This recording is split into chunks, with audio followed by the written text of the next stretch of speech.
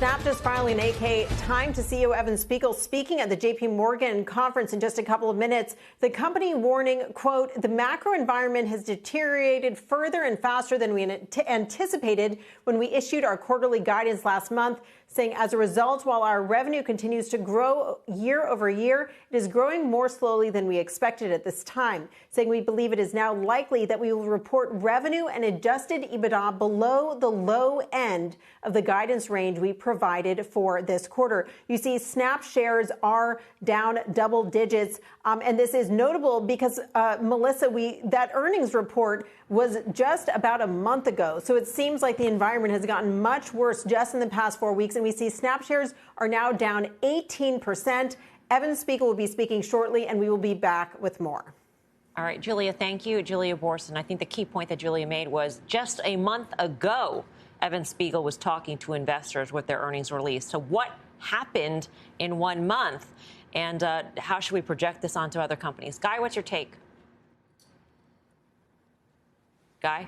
No. OK. We don't have Guy. Sorry.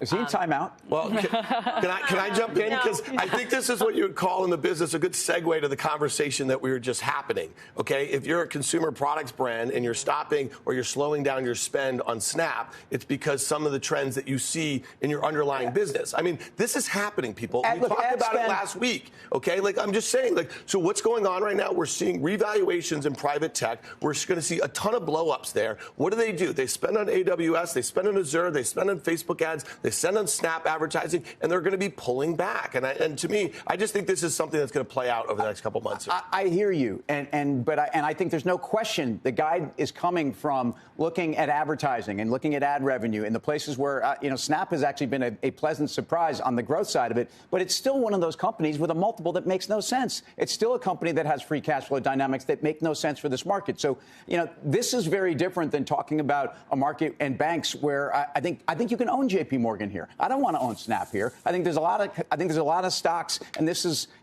in the context of this show. I believe actually markets can go lower and will go lower from here, but I don't think that they have to go lower today for the next 3 months. And I think that's to me about the last segment. I want to get back to JP Morgan. We're talking about Snap. The dynamic with Snap is, and with other companies that are depending on advertising dollars, is that is a demand dynamic. We haven't heard from any consumer companies about a fall off in demand. All we've heard about are supply chain dynamics, and this isn't good. Right. Guy, we're also watching Facebook shares down. We just put up a screen of all the sort of related stocks that are also trading lower on the back of the Snap news.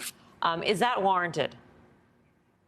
Yes. The one that I'd be really interested, I'm sure Karen's going to agree here, is what happens to Google. I'm sure it's lower in the aftermarket. I think the stock was up $55 or so today. It's probably down maybe by about that in the after hours. But to me, Google's the one to watch. Google might be the one, as crazy as it sounds, that might be the flight to quality in the form of Google, given that they have their hands in so many different businesses. They might sort of be insulated from this. So if Google sells off precipitously on the back of this, I think there's your opportunity.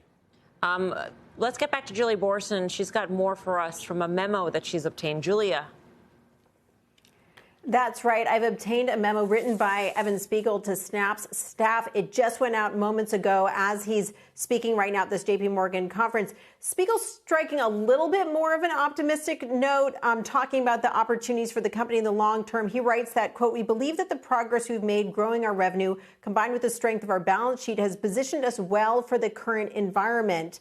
Saying that 2022 remains a significant investment year for Snap despite the ongoing volatility. He says that they will slow their pace of hiring. They do expect to hire more than 500 new team members between now and the end of the year. That's 10% headcount growth, and that's in addition to the 900 job offers that have already been accepted this year. So still hiring, but at a slower pace. He also said that they will be evaluating the remainder of 2022 budgets to find cost savings. So really notable to hear that kind of caution, though certainly more optimistic tone than we got in that 8K filing. But shares down 20%, Melissa. We'll be listening in to what he has to say in that Q&A session happening right now.